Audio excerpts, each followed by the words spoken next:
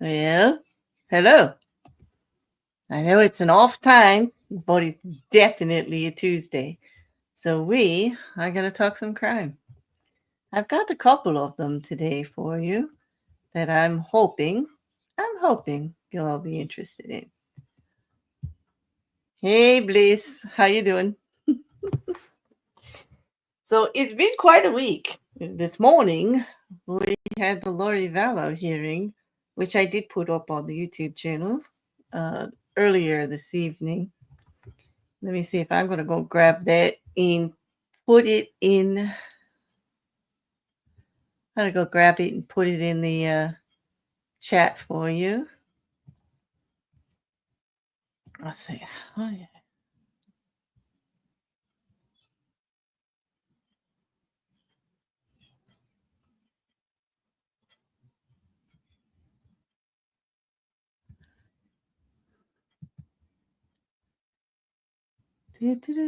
How did your stream go?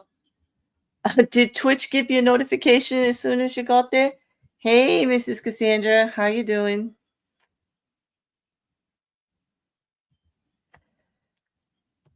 So you got a Twitch notification. You're saying, Bliss, that's great. I'm not sure how they do their notifications or anything.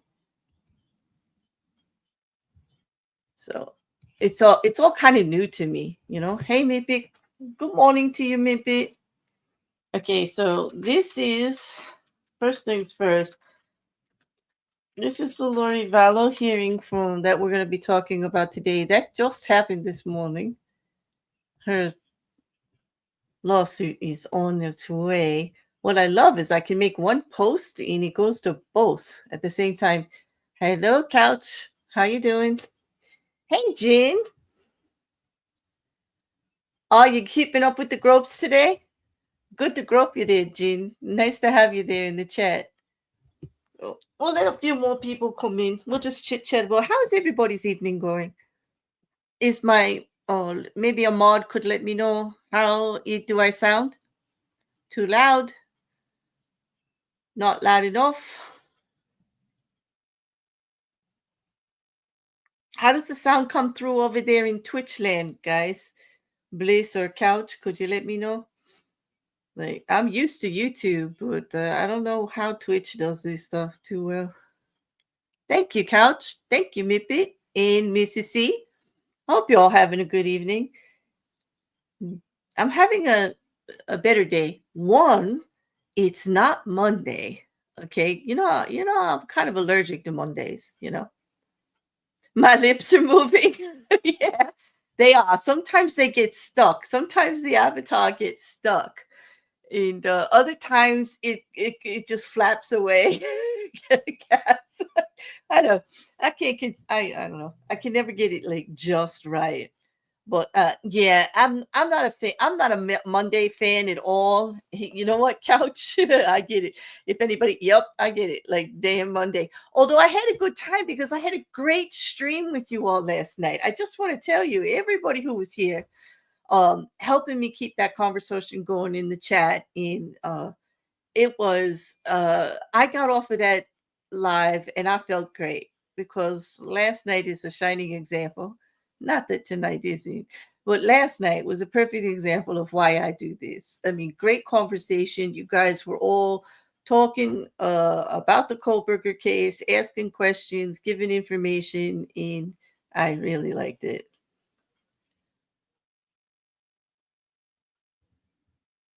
And and my voice held out. I mean, today it's a little scratchy. I did do the spray, but it might be because I took a little bit of a nap before too. And yeah, I'm back with another. And you know what, Mrs. C, we're going to be talking. We're not talking about the diddler, but we do have some people on the agenda that aren't your favorites.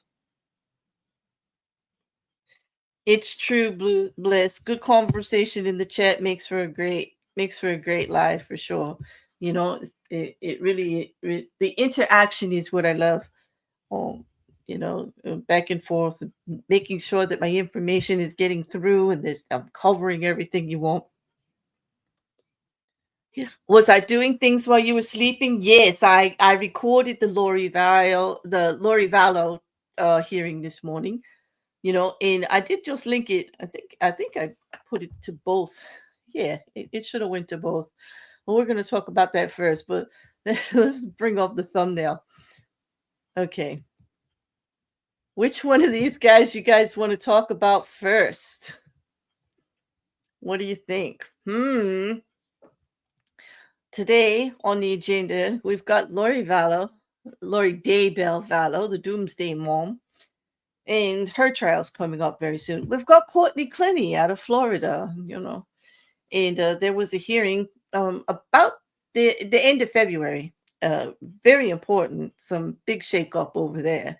And then, of course, the big news, not maybe legally with the cases, although it could lead to, is these Tates here, the Tate brothers.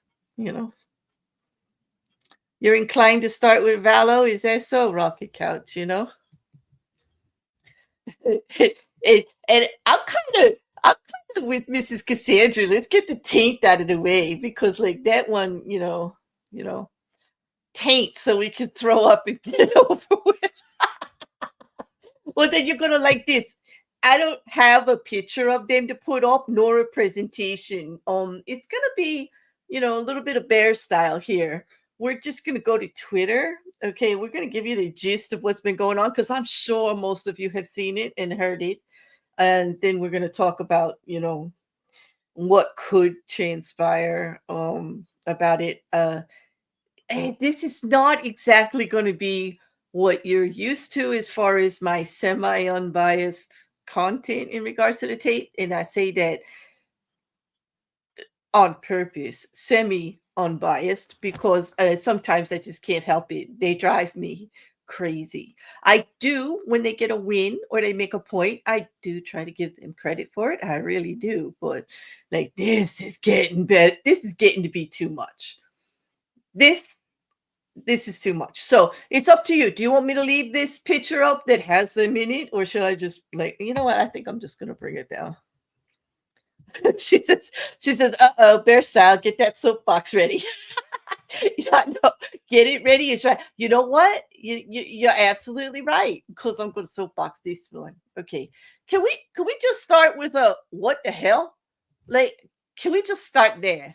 If you know anything that's going on with the Tate brothers, it's like, buckle up, Buttercup, because if you don't know what's going on, well, you're going to be just as shocked as I still am. Like, I can't believe this happened. I cannot. I cannot. Okay, a representative of our current president's cabinet, Richard Grinnell, spoke with Romania. Yep. Yeah. And after much conference, at least 3 or 4 days of back and forth about did he, didn't he, who did he say, what did he meet? Romania admitting it, Romania denying it. The president, I don't know the Tates, I don't know what they did, I don't know what's going on. And here's his advisor over there speaking of Romania, and lo and behold, DCOT allows them to travel. Boom. And apparently they were allowed to come here to the United States for 30 days. Now, they're due back in Romania on March 25th, and Romania really expects them to be there. Well, they landed in Florida, and Governor DeSantis, to his credit, did the same thing I did. He said, what the heck? What do you mean they're in Florida? These are charged sex traffickers, some of the biggest. Admittedly, with their own words all over the place. I mean, it's not like this is such an outlandish story that no one could possibly believe that Andrew Tate and Tristan Tate might have done some things wrong and kept some people in their house to, like, do OnlyFans and take all their money, and like, they didn't actually put out videos on how to do it, step 1 to 10, and even how to hide the money, which led to their actual conviction in the UK tax case. But I digress.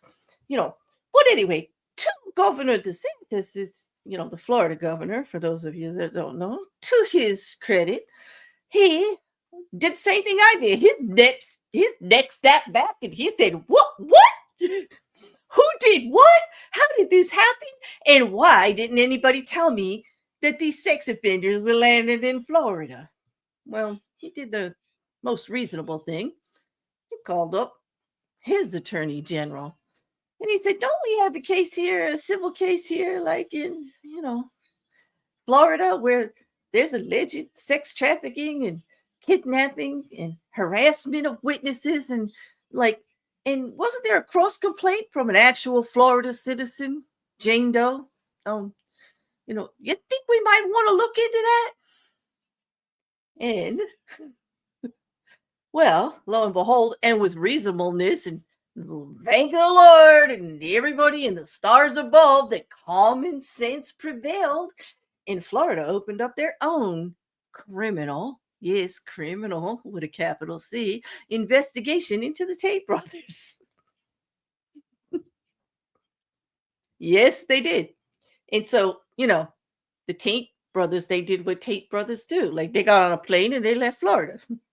And they made a whole big thing, Andrew Tate on there, like, wow, like Florida's not being very welcoming and yada, yada, yada.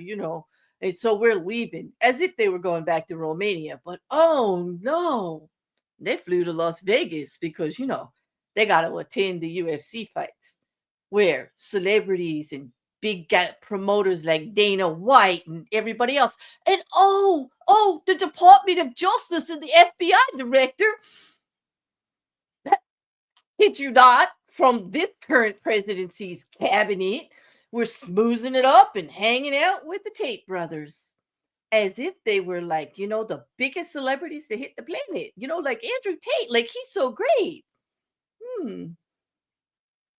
Seems like the whole Trump cabinet, or at least a good portion of it, is drank the Kool-Aid. I'm going to be kind and say they drank the Kool-Aid and they don't know what they do, because otherwise I gotta believe they're a bunch of pedo supporting sex trafficking wannabes that just think that this man is so wonderful.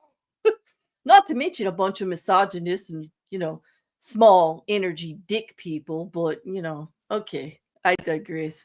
I think that's enough on that. That was a little more than I wanted to say, but I kind of got away with myself. Yeah. Mrs. C. Unfortunately, I can't blame Elon for this one, but I can blame him for everything else. But not this one. Elon's not responsible for this one. I will say that Trump is actually doing his best to stay clear of it. Probably the smartest thing he ever had, but maybe he should rein in some of his damn cabinet because, it's hard to say you don't know what's going on when every single person around you is involved in it. Yeah, they attended a party too, Mrs. Cassandra. Somebody's been watching the socials. And you know what? Let's hope Florida gets them. Listen, I don't know if Florida is going to finish that investigation before they leave. But, best case scenario was that they get arrested, charged, and arraigned, and then it'll be 3 countries with the same exact charges against them. And how are you going to deny? How are you going to deny that there might be something there when every country you enter to just slaps some charges on you? Because like everybody says, you can't be using the P word when it comes to Andrew Tate. And I would just like to educate those someones and everyone's who keep coming at me about it. Yeah, you can, because whether Andrew Tate wants to bend the rules or not, like here's the law. Okay, in most countries, if you're under 16, you're a minor. Okay, minor, minor. If you have relations with them, whether that so-called minor thinks it's a great idea or not, or thinks you're the best thing since white bread, that doesn't matter. It's still statutory, and consent does not exist. And this law's been here for a really long time. And if it wasn't there for a really good reason, it wouldn't be. They would have got rid of it, but it's there. And unfortunately for you, Tristan, Andrew, listen up, and all you tater tot supporters, Sorry, definitely guilty by admission of that. Definitely guilty from his own words that he did it, from the only admission from the person he did it with, whether or not they had a child or not, whether or not they got into a relationship afterwards. None of that saves you from the fact that you were in your 30s and she was only 15 and you decide to break her in the way you wanted to. Sorry to be so rude about it, but that's the way it was. Okay. That's how grooming happens. Yeah, the big G words. Grooming, not willing, not consent. Okay. Let's be clear. You know, let's be clear. That's not consent. That's grooming. Okay. And just too much for me. So yeah, groomer in chief is running around the United States right now and plastering everything all over Twitter. And I just about want to throw up every 35 seconds when I'm out there. So there we go. So that's my that's most of my update on the Tates, except for that we're watching to see what Florida comes up with. I don't think it's going to be that hard considering all of the documentation from the Romania case is entering the Florida case as we entered before. And when I talk about the Florida case, I mean the civil suit that Andrew started himself. Defamation against the first victim, the actual one who started the whole investigation in Romania, because an ex-military person reported it to the embassy when the parents of said Jane Doe received a text from her that she wasn't allowed to leave Romania, that they had taken her passport. They, being the Tate brothers, Tristan and Andrew, yeah, those guys, they took her passport because, that's how you keep people that willingly want to stay with you and adore you. You got to take their passport so they don't leave you, because that just sounds reasonable. Mm, yeah. Anyway, that's how the whole thing happened. So they decided that they would, Andrew Tate decided the best thing to do if somebody comes forward and makes a complaint about you is to intimidate them and harass them, and maybe they'll go away. Because, he's got a whole army of brainless little small wonders that think he's great and do whatever he says. So, let's file a defamation suit that she doesn't know what she's talking about. And let's file it against her and the parents. Oh, and the best idea ever, let's file it against the guy that actually went to the embassy to report us. Yeah, let's sue them. Well, turned out not to be such a good idea, because our actual judge in the case decided that, well, reporting a crime that actually led to an investigation that you're now under indictment for, well, that doesn't sound much like defamation, does it? I mean, really? You know, an actual foreign entity put a whole investigative team together to investigate you. Came up with 27 charges and 49 victims in the end. But hey, I digress. Yeah, so the judge threw it out, at least the part about, he threw out the part against the military men who reported it to the embassy, and he threw out the part against the parents for supporting her and giving the information to the military man to go to the embassy to report it. And also her roommate and person threw her out too, because all she did was text with her back and forth about it. That's not exactly defamation. Now, Jane Doe is still in the case. Andrew is still suing her because she did make some rather bad judgment calls and things that she said about him, and also like a threat, which wasn't to him, but was in the text messages to her friend, that she should try to get some money out of him. And, Andrew used that to tell the judge, see, nothing really happened. She just wanted money to begin with. Well, she made a bad judgment call and she joked about it a little bit, but it was serious because it did happen, because he did take her from somewhere else out of the country to Romania, took her to that lovely little house of his, set her up, put her on OnlyFans, and didn't let her leave. Took her passport, made her do things she said she didn't want to do. And when she said she had enough, he said tough. You ain't going anywhere. And that was when certain charges and allegations have been made about the two women in the case because they then harassed, intimidated, even laid hands on her a few times. Tristan is also mentioned for some of the things that he said and did. Hmm. Things got ugly. And there's plenty of text messages to prove it and plenty of evidence in Romania to show it. So she's actually what I call, victim zero, Jane Doe, where it all started. And that's how that civil suit got there. Well, Andrew Tate ended up allegedly sending a couple of people to Florida to intimidate her even more to drop the suit. She got scared. She got some security, special services and stuff like that. And then she turned around and sued him. And when she sued him, being victim zero, so to speak, in Romania, all of that information came into the case, which means here in America, we've got all the documentation from the Romania case in a civil suit in Florida, making Andrew look really, really bad. Anyway, so there's a lot there. I know it's a long way around. Well, the point I'm getting to is there's a lot there for the AG of Florida to look at.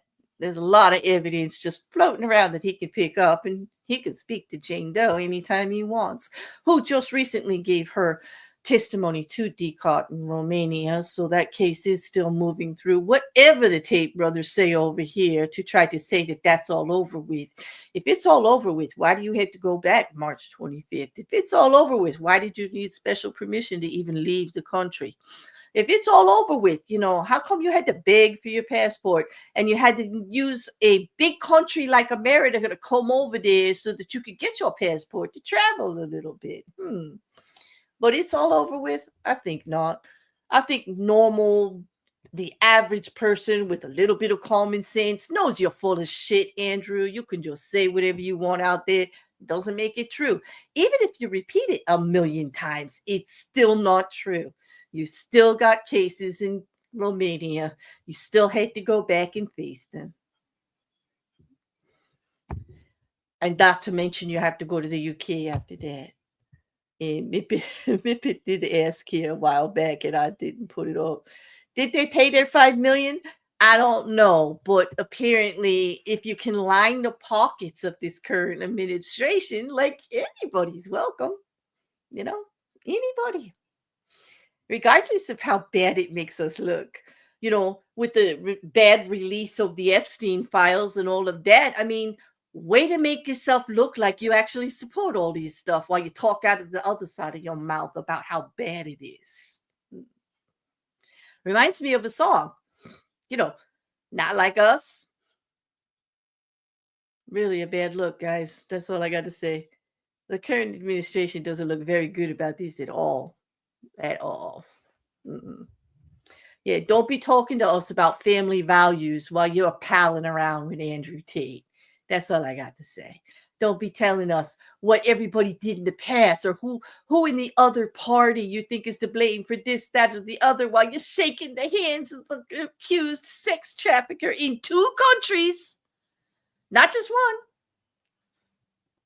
You can't just say, oh, Romania doesn't understand. Like, he's being wrongfully charged. Like, there's nothing there. It's just, that's a corrupt country. Well, you don't have to like it, but the UK seems to have the same issue with you, and now you're under investigation in Florida and good old America. What do you say about that? You're gonna diss the country that just gave you a free pass over here to stretch your legs? I think not. Funny how he didn't get a golden invitation to Mar-a-Lago, huh?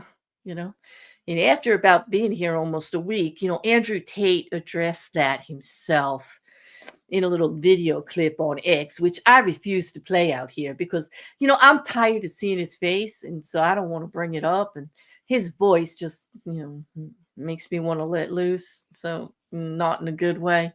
So I'm not going to play the clip. But basically, the gist of it was, I think that President Trump is an excellent president. And I know that everybody would come at him and tear him down if he was even seen shaking my hand.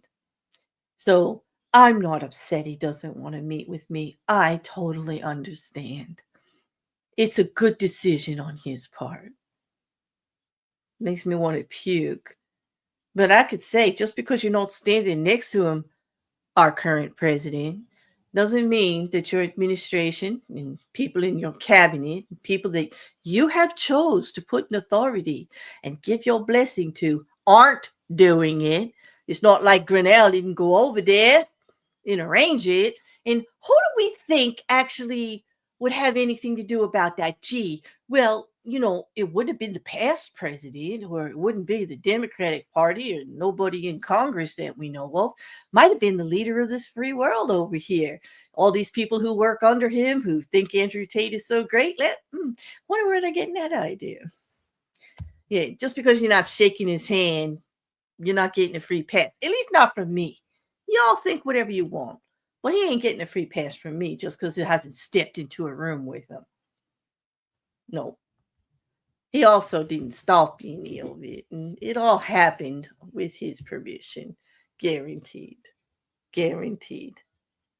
All right. That's it. Stepping down off of the soapbox. Hopefully you're all okay. Let me check the chat, see if you survived my tirade. Yeah. Did they attend a party or two? They could have. I just, I kind of like fell off of all the fun they were having after the fight, to tell you the truth. I'm sure they went to an after party.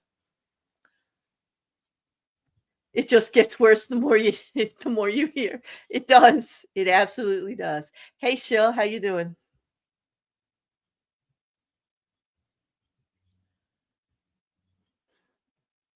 Don't you know?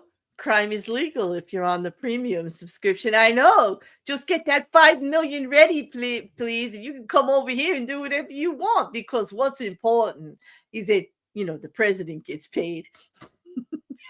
All right, joke's over. Okay, sorry. Seriously. Seriously. It is serious though. Hey, Grace. Uh-oh, Grace, the like is lacking. Hey, you guys, you better listen to Grace. You better go hit that like button.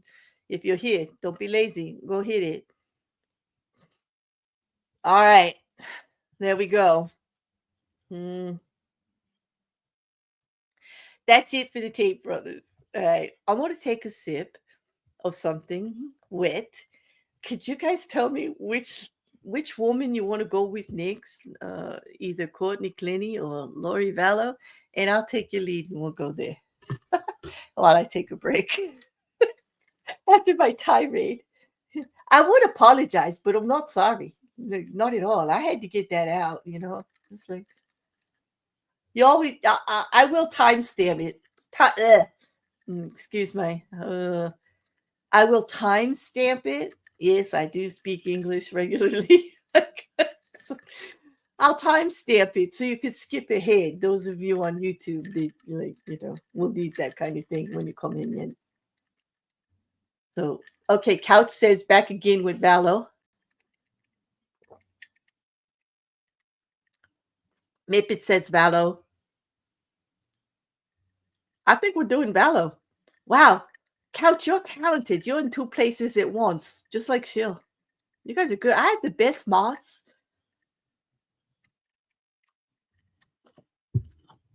Hello, Victoria. Welcome. Good evening. All right.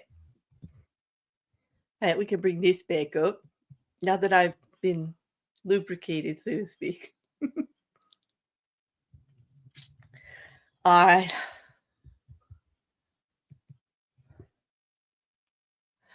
Anybody catch this? First thing I want to talk about before we get into the legal stuff. Lori Vallow did an interview with Dateline. And all she did was smile and divert and say how she's innocent. It's all a setup, apparently. Yeah. I'm telling you. I did watch it. Okay. I got it through my cable.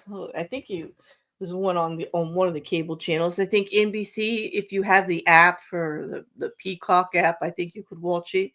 I'm sure it'll eventually get released out here. I think you can get it with premium. You can buy it on YouTube. I think you could buy it at a few places, but it was hard to take. Very hard to take. There's a lot of things about the Vallow case. Some of you that have been watching me for a while, we did the Chad Daybell trial, went through the whole thing with the death penalty. I did cover the first case against Lori Vallow in Idaho all the way through conviction, even though we didn't have cameras and all. We kind of just covered it as it was happening, reported on the evidence and the process beforehand. But now in Arizona, she's facing conspiracy and murder for her ex-husband, Charles Vallow, who we know Alex Cox took the blame for, saying in self-defense that he did shoot her. And her brother, Alex Cox, is not here anymore to be part of this trial, as he died in 2019 of what's called natural causes, heart failure. Now, this interview was just such garbage. And I have to give the interviewer credit. I mean, the Dateline guy, he did his best. He tried to ask some of the hard questions. He even asked her if she saw her children die. And she fluffed it. She said, well, that's a terrible question. That's. She's like, oh, like, she laughed a lot, she joked a lot. She was like, oh, you're going to go there? Well, oh, yeah, the media loves to do this, and oh, yeah, that. And here's the thing. The reason I wanted to put the interview up first and show you her demeanor and everything like that is because, well, when it comes to the legal case in Arizona, Lori Daybell is representing herself pro se. She wants to be called Daybell, by the way. Judge Berinsky in this case agreed you could be called with whatever you want, but I have to say formally Vallow because that's what you're charged under, and that's the legal, precedent for that. There's a commitment there that's what the charges are. So, I usually say Lori Daybell, formally Vallow, or I'll say Lori Vallow because when I'm talking about the case, because that's what all the documents say. But now she refers to herself in court as Miss Daybell. Okay. And Miss Daybell filed a motion to eliminate the cameras in the room. And she doesn't want court TV in particular to have cameras because she didn't like the coverage of her Idaho trial or Chad Daybell's trial, that they made her look bad. And they interfered. And yet, at the same time, she has a motion before the court to eliminate media because it is so prejudicial to her. She grabs an invitation to a national interview with Dateline. What a hypocrite. I don't even know what to think of that. Like, what do you guys think of that? Please,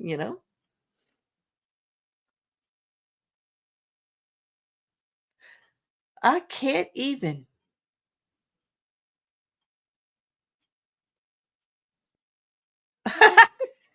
Oh gosh, you're cracking me up. I just saw what you wrote there, couch, about being in two places. It's like, but anyway, what do you got? Did anybody actually get to see this interview, or do you have anything to say about the fact that she actually even did it when she doesn't want cameras or media following everything that's going on in the trial? Although she can't really put up too much opposition for it because there is transparency, and the court in Arizona is one of those open courts that they believe in the public who's paying for all of this to have access to justice, to see justice in motion.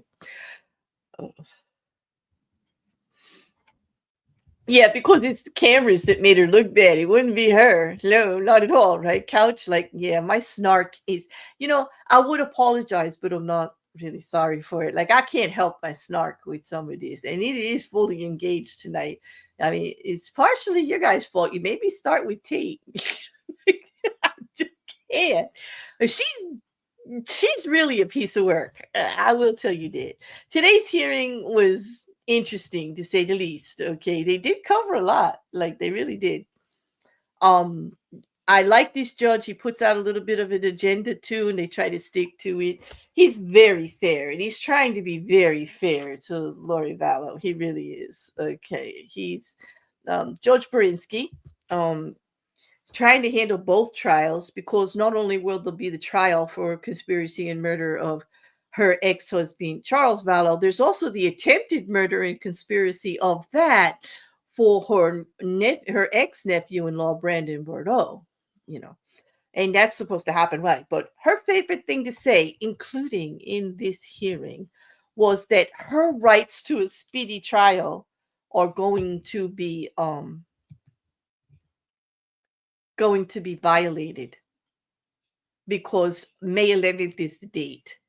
And she filed a motion which was denied previously to dismiss the whole case because of timely filing um, of the trial and stuff like that, because she forgot to calculate in that she had to have competency and that she decided to fire all her attorneys and do pro se, and she forgets that the judge is allowed to stop the clock when that stuff happens.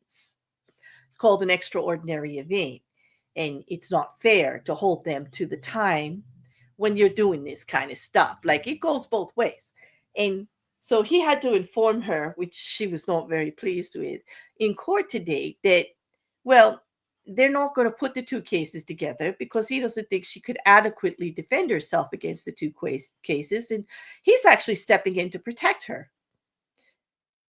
The state said, well, if she insisted, they would have to put them both together and they would try them. If they had a little bit of time, they could prepare and they would do that. And so they could meet the deadline in her head of like May 11th, May 12th or 13th at the latest to start the second trial. Or, so that they could both be together and they wouldn't have to have that second trial, afterwards, because they're anticipating, which I heard in the hearing today, that her trial is going to go about a month. Yeah. And like they need a lot of time just to go over the jury. They're going to start on March 31st. They're going to meet, and it's going to take at least 4 or 5 days to get a jury. And they're already anticipating it's going to be a little difficult. And Lori Vallow's concern was that the mere mention of her name was prejudicial.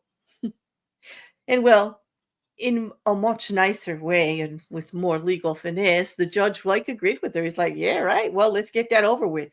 It should be one of the first questions because why go through the rest of the process if they're going to be like that? And it's inevitable. We can't keep your name out of it, Lori. It's all about you.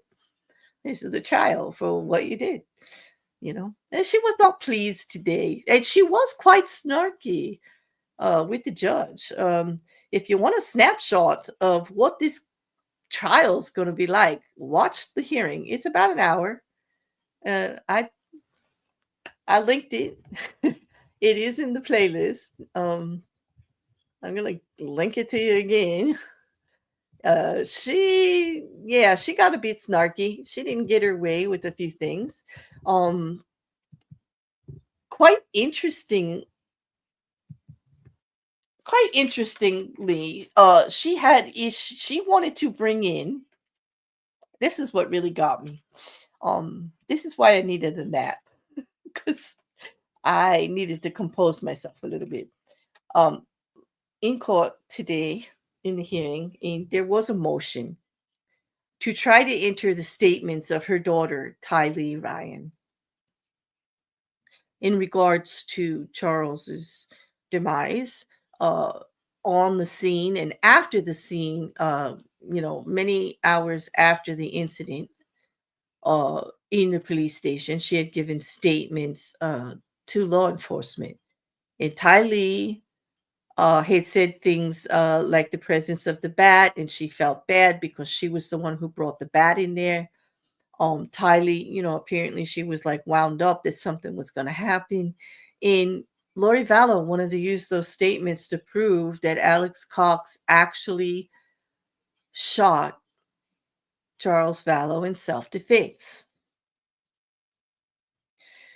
Well, you could visibly see the disgust on the prosecutor's face when she stood up and said to the judge, well, we have rules against that.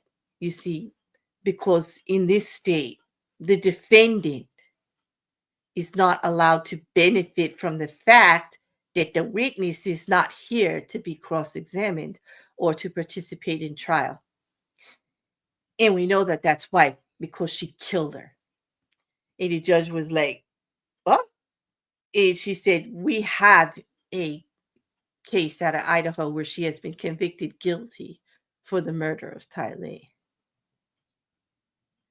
And the judge put it in better words. He didn't use murder or whatever. He said, "So there was an act that was performed by the defendant that prevents the witness from testifying in this trial, and you want to use the statements that she made in something, and we're just not going to let, we can't allow it because you should be able to be cross-examined." Exactly.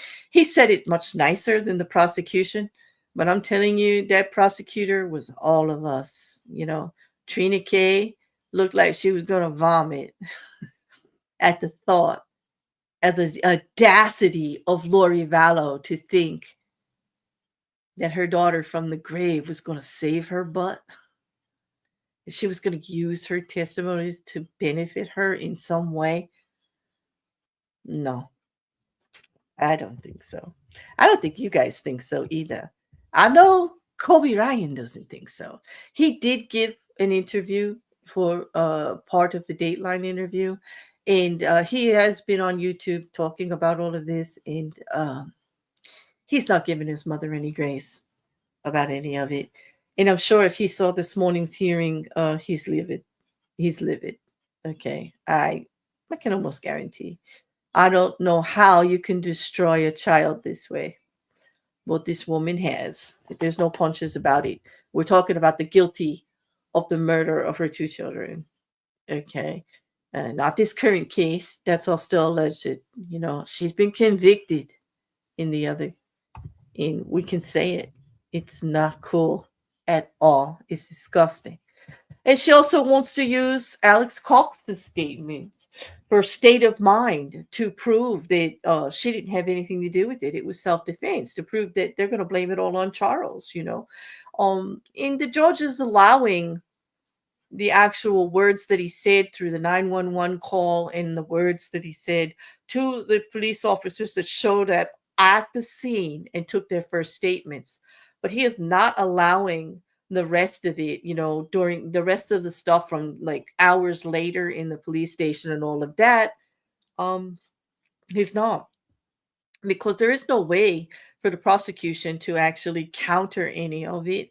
The witnesses are not here to take the stand. And these are statements that are like outside of the realm, can't have it. So she lost there too.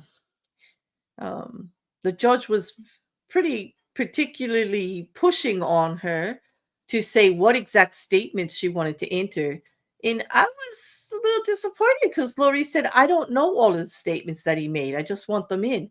Well, you're pro se. If there is statements, you should be looking at them. You could have asked for them in discovery. You could have looked at them from the case. Your lawyers could have helped you acquire them, your investigator, and you should have went over what statements you wanted to bring in so you were prepared to argue this to the judge. You don't just get to write a motion and think you're going to get whatever you want. You have to give oral arguments with the judge, and you have to answer the questions he asks. It was a pretty simple statement. I know you want to pick and choose from the interview that he gave at the police station, but what exact statements are the ones that you say should be entered for state of mind or for what was going on or to help your case? Which words did he utter? And she didn't know. And she actually said, "I don't know. I haven't read the whole thing. What do I know?" She was so snarky. I was like, "Oh, this is going to be good." I mean, it made me wonder, can an appeal be made just because she's not able to adequately defend herself after she advocated to be pro se? Is that appeal grounds right there? Now, granted, Pamela Hicks was the counsel, the attorney for counsel, because she can ask questions to. She's right there with her, like the whole time, available.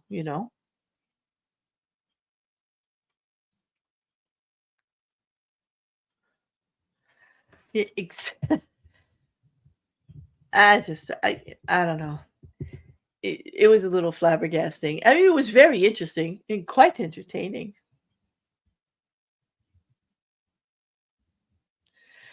Exactly. Very scummy, and I hear your anger there, Mrs. Cassandra. The nerve of her, you know? It's gonna be way more than interesting. I hear you. I hear you. That's what we have to look forward to. So they covered that.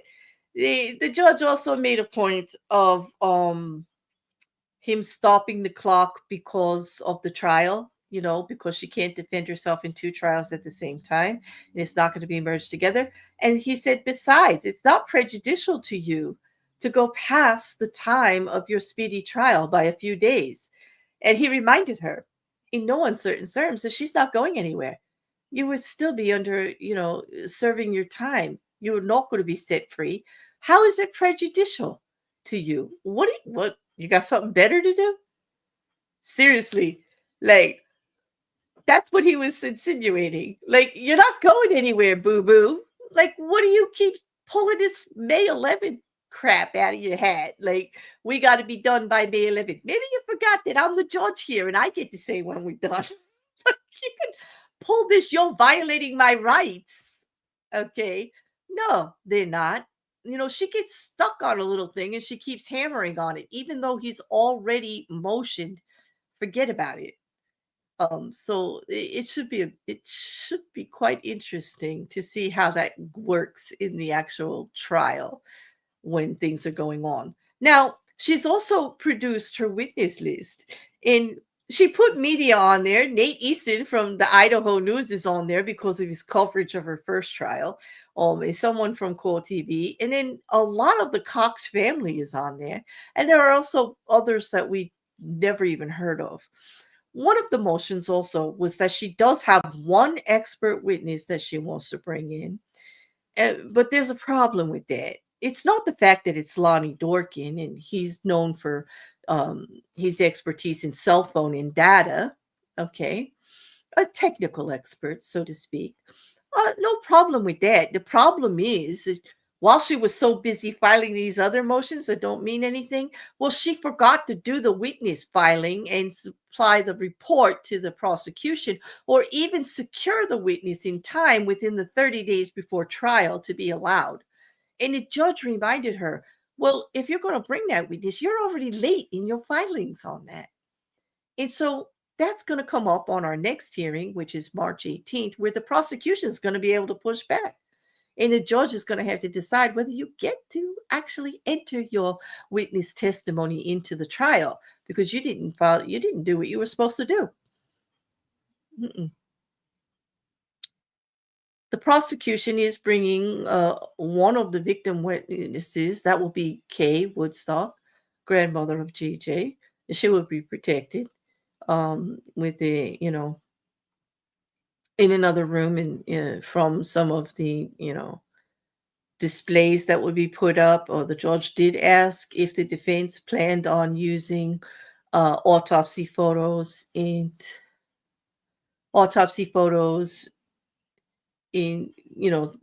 reports that could some jurors or some members don't really like to see that kind of stuff, pictures, so to speak. And so they're trying to work out a way, that the people that don't want to be affected by that don't have to be affected by that. A lot of the rest of the trial we spent going over jury questionnaires and going over how that procedure would go. It's going to be tough to get a jury in. They've got a lot of people to go through to get an unbiased jury, in fairness, so that Lori Vallow gets a fair trial to the best of their ability.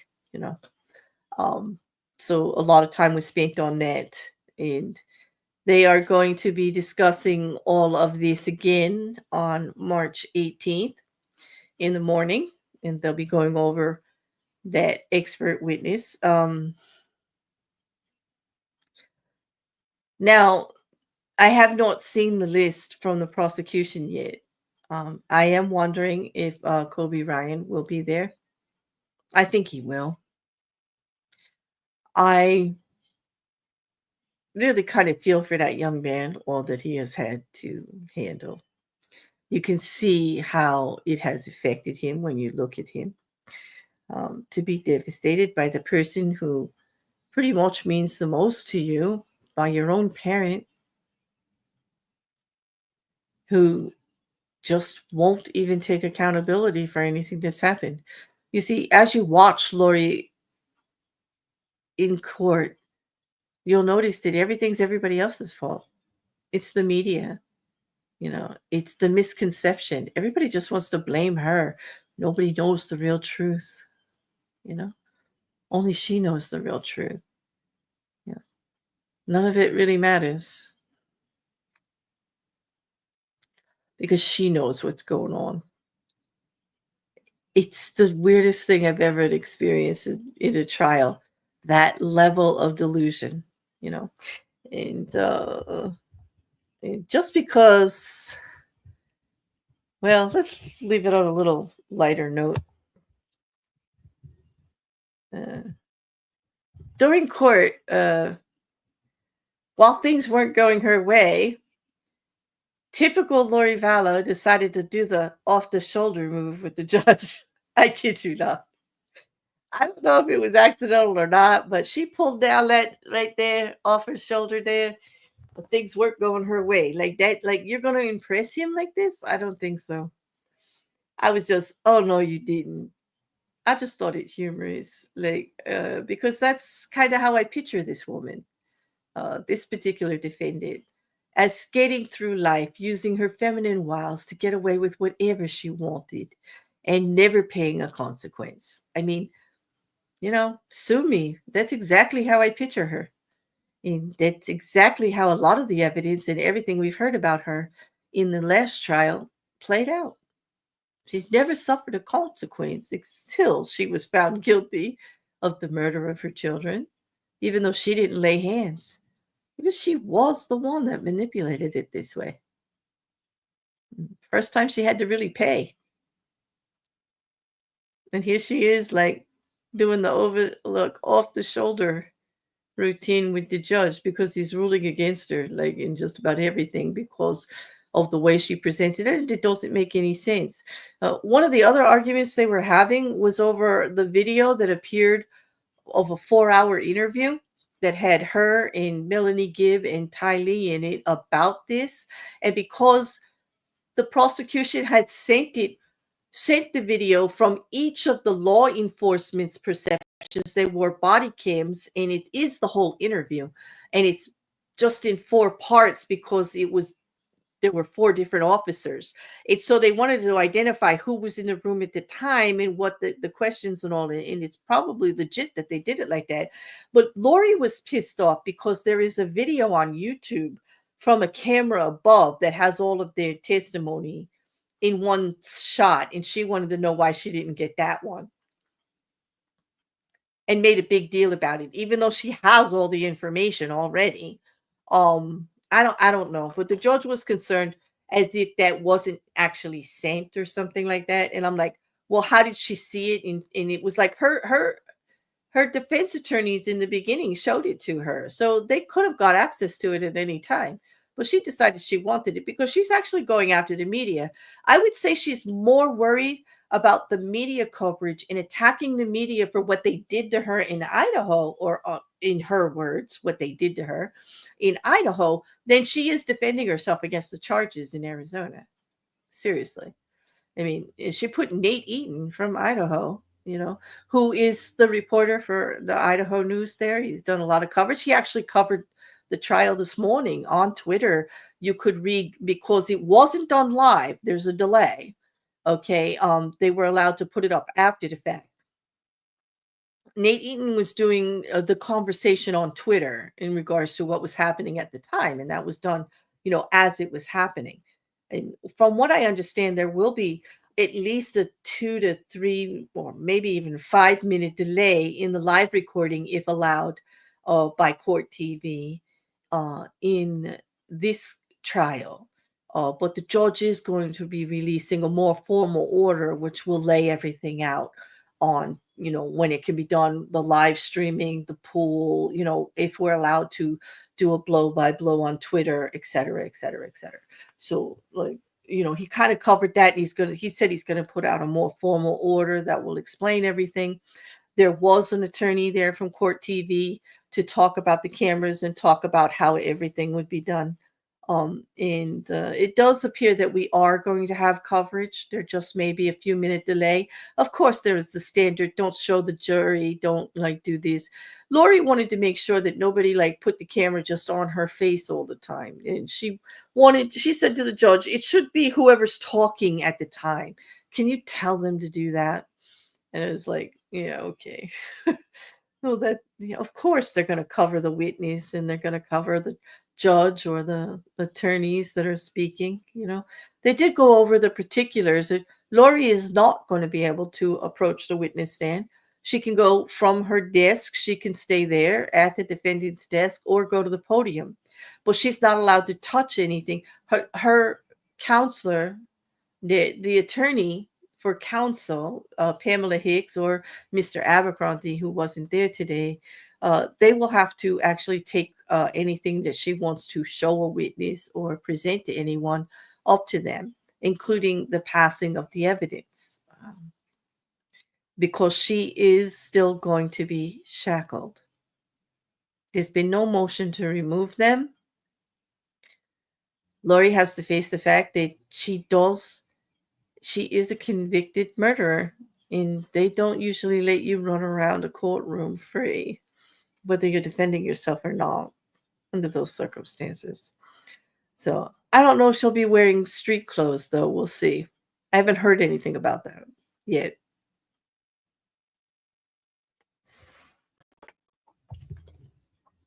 Okay. Let's see.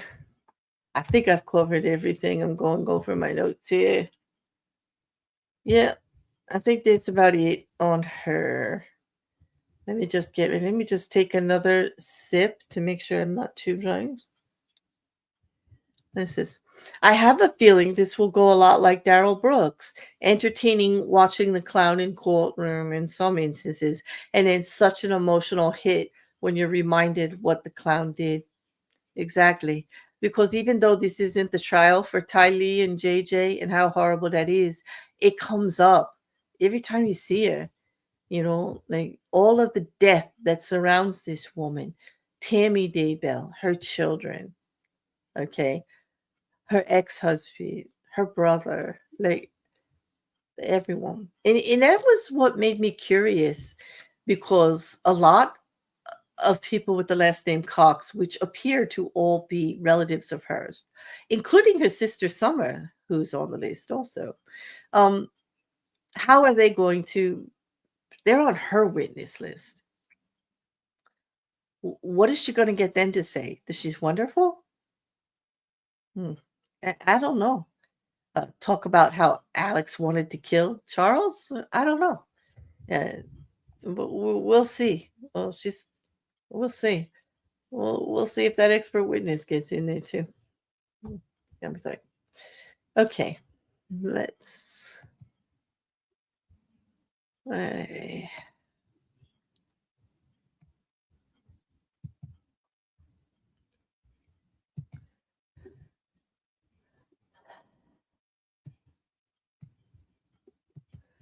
okay, next, the last one I have for you. Let me just. Excuse me one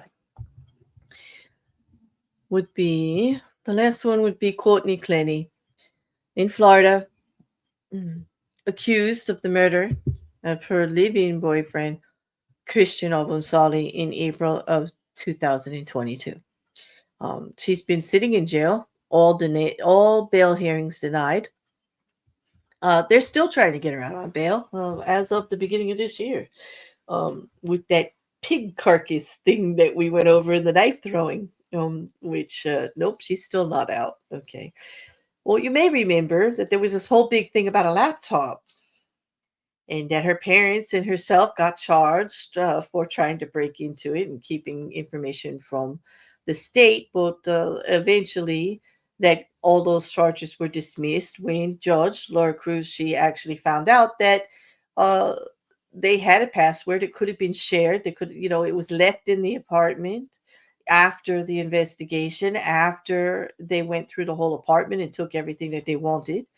Um, but basically, the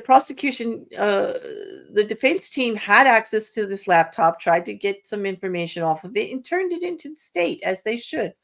And when the state got a hold of it, they had access to an iCloud account, which had communications from Kim and Deborah Clenney with Courtney Clenney's attorneys. And that came under great scrutiny. In Courtney's attorney, especially Miss Pietro, argued to the judge that whether or not we actually marked something as confidential, it actually was, because they discussed and gave to the parents an outline on how they were going to defend Courtney. Now, there is no attorney privilege between the parents and Courtney's attorneys. However, the judge still did decide that they couldn't use any of that information because it was actually attorney privilege, and a lot of stuff on there, and it was acquired. Their access to the information should have never happened, in other words. And when I say they, I mean the state prosecution. So she actually ruled, after great oral arguments from Courtney Clenney's defense team, Miss Petro in particular, that they could order the state prosecutor, who actually looked into that iCloud, to say what he saw and what he didn't saw. Because the state is saying, we're not using any of it. It doesn't matter. Like, there's no foul here. We didn't do we didn't really do anything wrong. We're not going to hold any of this against you. And she's like, we need to know what you saw. Like, we can't just take your word for it. And she argued it so well that it made sense to the judge. So they said, yes, you can, the lead prosecutor who admitted to looking at it, you can actually order that. You can put them on the witness stand and talk about it, but you have to limit it to just, that iCloud thing, what they saw or didn't saw, period. Okay. But because of that,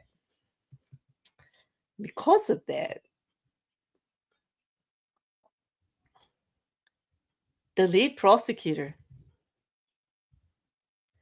State Attorney Cale Quinlan, and I think I have a picture here for you. Let's just pull it up. Yeah, that's him, not in the glasses, but with the energy drink in his hand there. He has stepped down from the case. The lead prosecutor, or like in the beginning of the month, stepped down after the judge ruled that he could be deposed over the texts and emails that he obtained from the court. Ruled that they were attorney-client privilege, and he could actually be deposed about what he saw or what he didn't saw. But in a single-page memo over to the assistant, his boss, the chief state attorney, Kathleen Hogue, he said that he had found material errors of fact in the court's decision to allow the deposition, and he has left with no choice but to withdraw from the case. If deposed, he would become a witness. And so, in order to be a witness, he can't actually be prosecuting the case. And he said that, this is directly from his letter, "It is my hope that my withdrawal will facilitate the resolution of the defendant's meritless motions, correct the record, and allow these proceedings to refocus on what truly matters: justice for Christian Abunsale." I thought that was well said. I mean, he's doing the right thing. If he's going to be a witness, they're going to depose him on this, In the memo, he said he planned to withdraw earlier for paternity leave, but he had stayed in part because of the constant attacks by the defense. And believe me, the defense was going hard. Okay. Quinlan is going to be replaced by actually the original state attorney, Sean Abelhoff, who was the lead prosecutor in the beginning of this case. Okay. So he's very familiar with this case, and the transition should be covered nicely. It should not delay on their part the trial at all. Okay, because he was very much involved in the beginning. He just needs to get up to speed. He's very aware of the case. He led it, and he covered it repeatedly for Quinlan while he was off being, with paternity, with the having a new baby and everything. And there was stuff he needed off, and then there was all of this about the laptop. So he was covering for him a lot anyway. So he still stayed up to speed with it. Um, it was Judge Cruz who said that the looking into the iCloud and looking through those emails was actually a violation of attorney-client privilege. And I think that's what uh, Mr. Quinlan is actually upset about, because he doesn't feel he violated anything when looking through a laptop for evidence. Okay. Um, these emails, there's no way he would have known, you know. Well, anyway, the Clenney parents were not the clients, but they do help pay her lawyer bills. And they actually were discussing the case with the attorneys at the time. You know.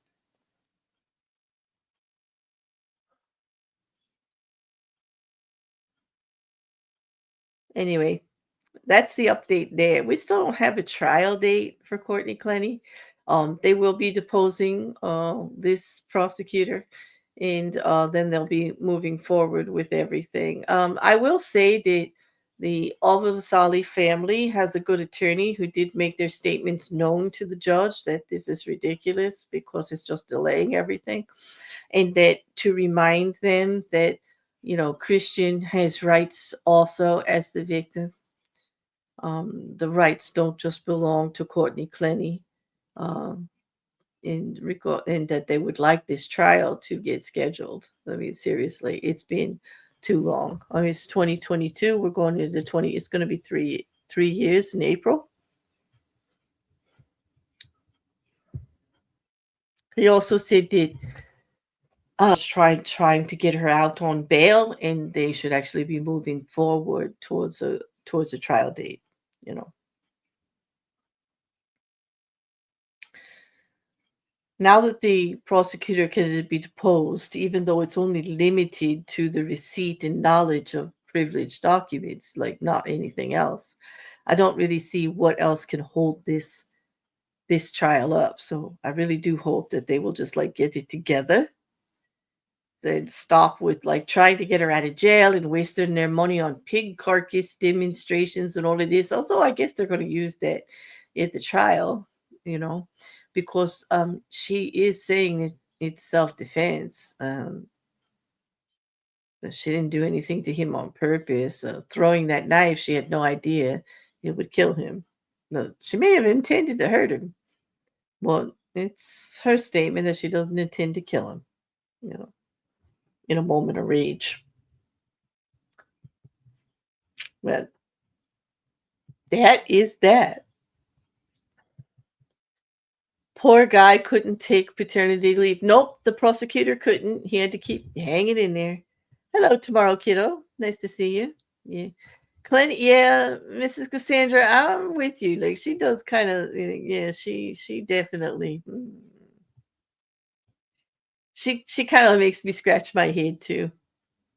You know, but I'm with you. That the judge having to decide all this stuff is like insane. I think you mean about Vallow though, right? Because that judge really has his hand full, right? Thanks for checking into Twitch too tomorrow, kiddo. That's awesome. Yes, yes, Lori Vallow. If you mean Lori Vallow, yes. She definitely wants Nate to testify. I don't know, is she gonna grill him? Like, what is she gonna do? Like, why don't you like me? I'm so wonderful. Why'd you have to make me out to be a monster? Besides the fact of all of that, the evidence and everything. Like, why don't you just like me? Like, I don't know. Yeah, yeah, I have no idea where this is gonna go, but I can't say that I'm not looking forward to finding out because I am. I really am. That I'm curious. I'm sure it's gonna be a rough ride. Yeah, I'm sure. Well, all of them really. I agree, maybe all of these judges, like you wonder, like how they have to have they have to have so much patience. They really believe in what they're doing. They have a love of the law, obviously.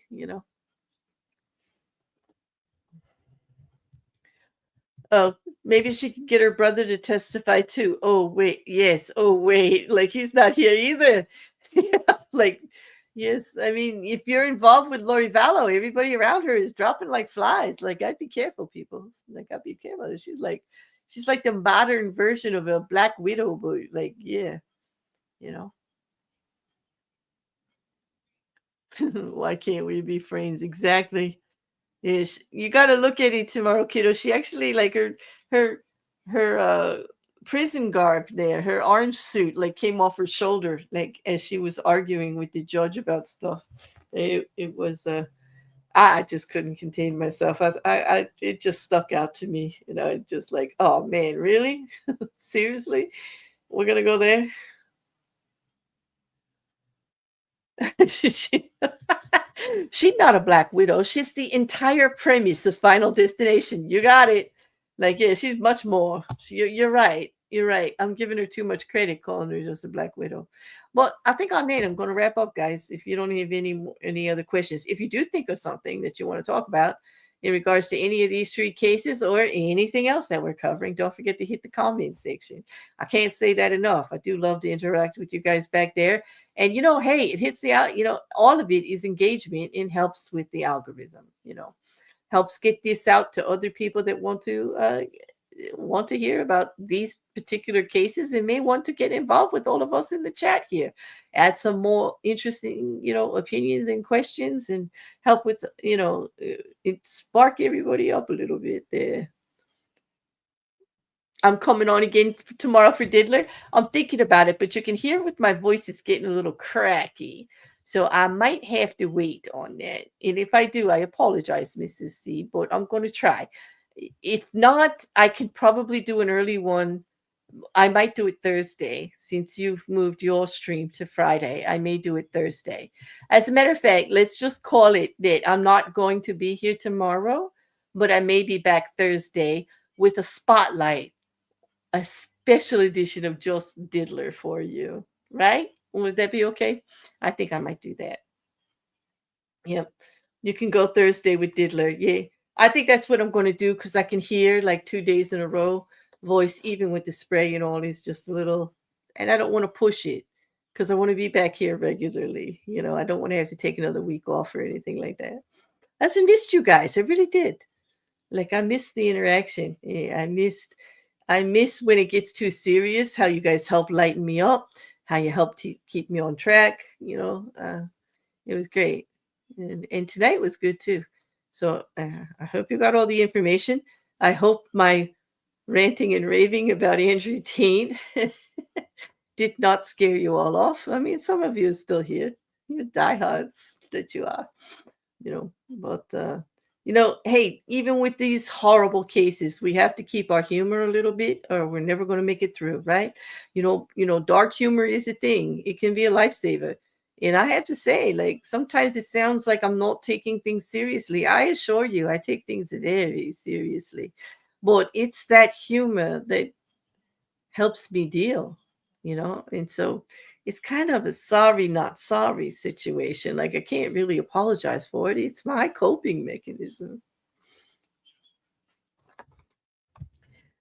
We're tough. We weathered the taint. We did. We did all together. Yes, we did. Yeah. Oh, thank you, Mrs. Cassandra. Thank you. Uh, there's biscuit talk in the chat, and now I'm getting hungry. Like, definitely. Wait. Hi, Mousy. No problem. It's always there for replay for you. I know I know I miss yours in the morning a lot. Replay is a godsend, right? It's a gift. So you could always hit the replay. I'm just glad you showed up. Thanks for showing up. I appreciate it. And I appreciate all of you. Thank you to my mods. Thank you to everybody who contributed in chat. Thank you to everyone who's going to see this later and leaves me a comment or not. We appreciate every single one of you. So on that, I'm going to call it. I'll see you on probably Thursday with P. Diddler, barring anything. And of course, again on Sunday for just a casual hang later in the evening. One thing I am curious about is the timing. I have been going a little bit later. It has been better for me, but I really want to know, how is it for you? Is it okay with you guys? I used to go at 7 o'clock Eastern, like all the time, but I'm noticing I'm just better a little bit later. I'm a little more prepared and I have things a little better to go. And it seems like some of you are a little freer in the time to be here too, especially on the moderators end, and those that contribute in the chat. So let me know how you're feeling about it. Hit me in the comment section or message me. All of my information is down below for contacting. And on that, I'm going to say goodnight. You all have a good one, and I'll see you again really soon.